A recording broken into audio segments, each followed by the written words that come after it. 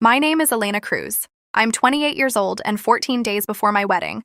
My mother told my fiancé I had a secret daughter. A whole daughter. 8 years old. Living somewhere in Arizona? Yeah, crazy part? I've never even been pregnant. It happened on a Thursday night during what was supposed to be a normal wedding planning dinner. You know, seating charts, flower drama, arguing about whether cousins you barely know deserve a +1. Normal stressful bride stuff.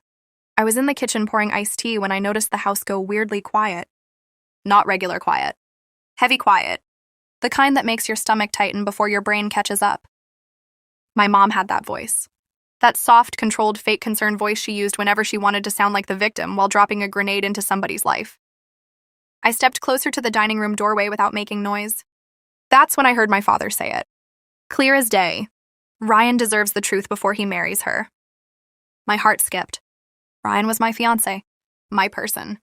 The guy who remembered how I took my coffee but somehow still forgot where he parked his truck every single weekend.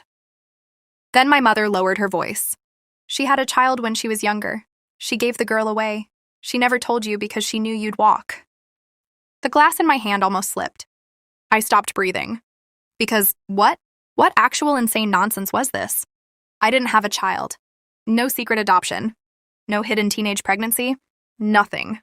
I stood frozen in the hallway listening to my own parents invent a completely fake life about me. Ryan didn't answer immediately. The silence stretched. My mother rushed to fill it. We didn't want to say anything, she sighed dramatically. But marriage shouldn't start with lies. Lies. That word? Coming from her. Wild. My father leaned back in his chair like he'd just delivered some noble truth to the world. She's always hidden things, he said. You need to know who you're marrying. I swear, something inside me cracked right then. Because this wasn't random. This wasn't confusion. This was planned. Calculated. Weaponized. And the worst part? A small, ugly piece of me wasn't even shocked. Because my parents had spent my entire life controlling the story of who I was. Too emotional. Too irresponsible. Too sensitive. Too difficult. That had always been their favorite version of me. The broken daughter who needed managing. The daughter who couldn't survive without them. Problem was, that version of me started disappearing after I met Ryan. Ryan didn't manage me. He trusted me. Huge difference. And my parents hated that. Not loudly. Not openly. Quietly. Strategically. Like people slowly losing control of an investment they thought belonged to them forever. I finally stepped into the dining room. My mom saw me first. Her face changed for a split second. Not guilt. Annoyance. Like I'd interrupted the ending she had planned. Wow, I said quietly. This is creative. My father's jaw tightened. Elena! No, I cut him off. Actually, let's hear the rest. I want to know where my imaginary daughter lives. Nobody laughed. Ryan looked at me. Not confused. Not angry? Calm. Weirdly calm. Too calm. That scared me more than anything. My mother pointed toward me dramatically. See? Deflection. She always does this. Ryan slowly folded his napkin onto the table. Then he looked directly at my parents and said 4 words that changed everything. I know you lied. The room went dead silent. My mother blinked. My father frowned. What? He asked sharply. Ryan didn't raise his voice. Didn't look emotional. Just steady, controlled. Dangerously steady. I know the story is fake, he said. And honestly, you should have stopped months ago. Months. My stomach dropped. Months? My parents looked confused for the first time all night. Ryan reached beside his chair and pulled a dark folder from his bag. He placed it on the table. Slow. Deliberate. My mother's confidence flickered. What is that? She asked. Ryan looked directly at her. Documentation. Nobody moved. I looked between all of them, feeling like I'd walked into a movie halfway through. Ryan exhaled slowly. 6 months ago, he said. Someone anonymously emailed me screenshots claiming Elena had hidden medical records. My blood ran cold. What? He kept going. Then there were calls, messages, warnings from concerned family. Funny thing, though, fake documents leave fingerprints. My father's face lost color. My mother crossed her arms immediately. Defensive mode. This is ridiculous, she snapped. Ryan slid the folder across the table. I hired someone. The room exploded into silence. My parents stared at him. I stared at him. A private investigator? For what?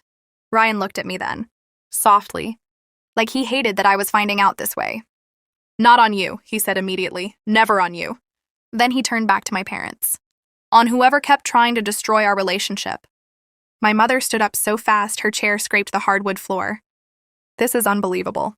Actually, Ryan said calmly, the evidence is pretty believable. My father didn't touch the folder, didn't even look at it. And suddenly, for the first time in my entire life, I saw fear on his face. Real fear. Not anger, not control. Fear. Ryan stood up beside me, took my hand. Warm, steady, certain. Come on, he said quietly. I looked at him, completely lost. What about this? He glanced once toward my parents. We're done letting them control the room. My mother's voice cracked behind us.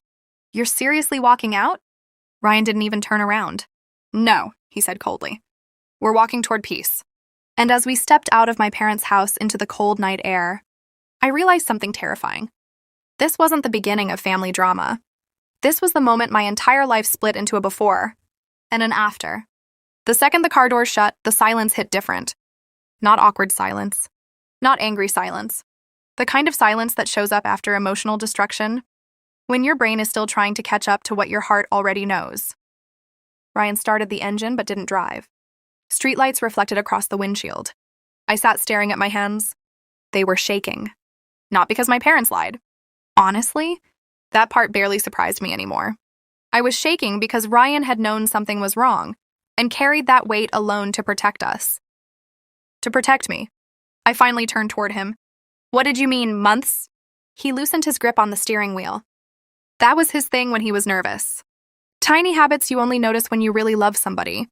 About 6 months ago, he said quietly, your mom contacted me. I stared at him. What? She said there were things about your past you hadn't told me. My stomach twisted. Of course she did. Ryan continued. At first I ignored it. Families get messy during engagements. I figured it was stress. He laughed softly. No humor in it. Then I got an anonymous email. He reached into the back seat and grabbed the folder. The same folder. The bomb my parents weren't brave enough to open.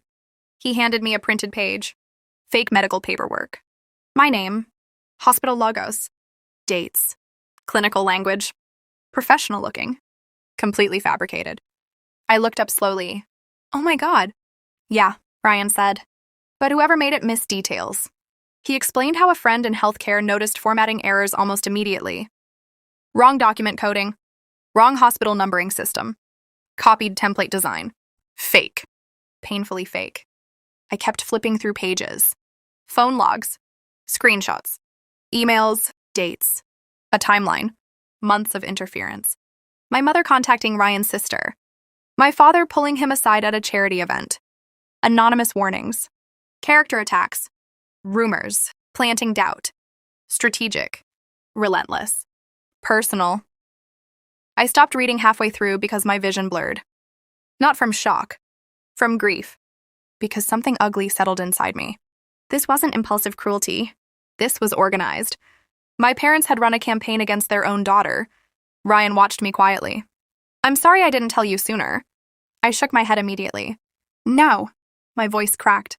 No, you were trying to protect us. Us. The word sat between us. Warm. Solid. Real. Ryan leaned back against the seat.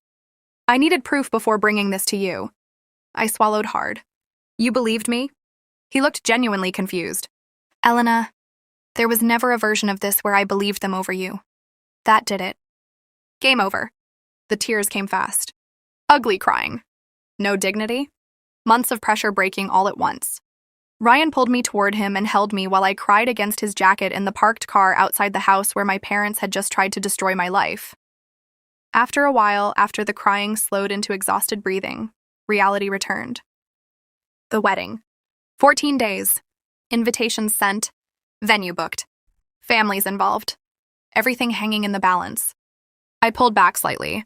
What do we do now? Ryan didn't answer immediately. He thought carefully before speaking. Always carefully. I think, he said slowly, we decide what peace looks like. I laughed weakly.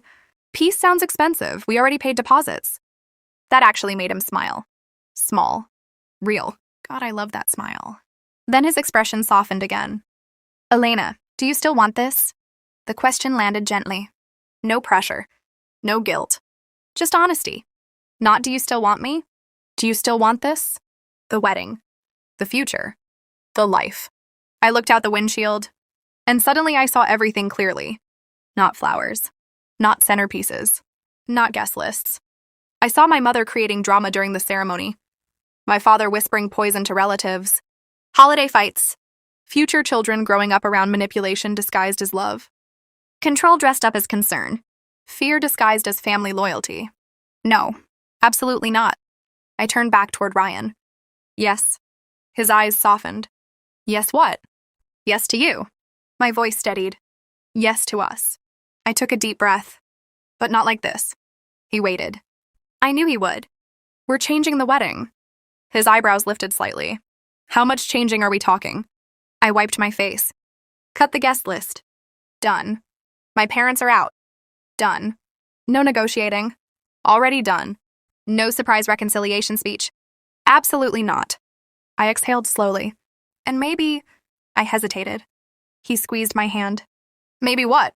Maybe we stop building our marriage around keeping toxic people comfortable. Silence. Good silence. The healing kind. Ryan smiled. There she is. What? The woman I'm marrying? I rolled my eyes through leftover tears. You're cheesy. You're emotional. Your face is emotional. That doesn't even make sense. I'm traumatized. Grammar isn't my priority. He laughed. Actual laughter this time. And somehow, sitting in that car after the worst night of my life, I felt safe. Safe enough to choose. Safe enough to change direction. Safe enough to stop performing daughterhood for people who only loved me when I stayed small. 11 days later, I married Ryan. Smaller ceremony, close friends, his family. People who showed up with support instead of sabotage. My parents weren't invited. Not from revenge.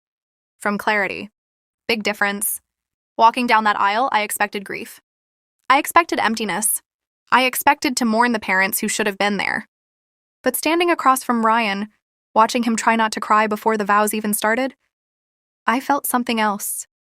Relief. Freedom. Peace. Real peace. The kind that doesn't ask you to betray yourself to keep it. Later that night, after the dancing, after the photos, after everyone went home, Ryan and I sat barefoot on our apartment floor eating leftover wedding cake from paper plates. Classy. Very romantic. He looked over at me and smiled. You okay? I looked at my husband. My actual husband.